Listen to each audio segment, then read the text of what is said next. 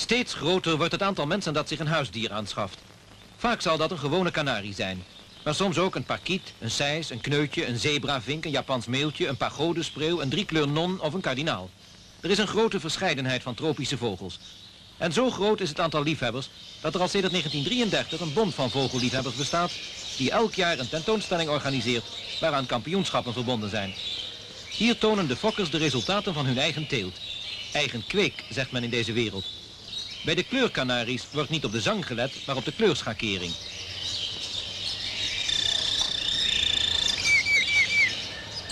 Grasparkieten zijn er in vele kleuren. De meest gekweekte echter is de groene parkiet, hoewel die een gelige tint heeft. Hierbij let men vooral op de tekening in het verenpak.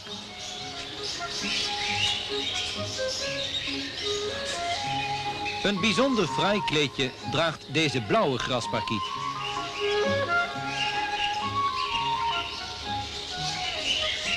De zebratekening in de veren vertoont enige overeenkomst met die van de zebravink. Een uit Australië afkomstig vogeltje dat hier zeer populair is. Misschien wel omdat het zo bewegelijk is. Uiterst kalm en beheerst is daarentegen de Gould-amadine. Een vogeltje dat wel met een penseel beschilderd lijkt.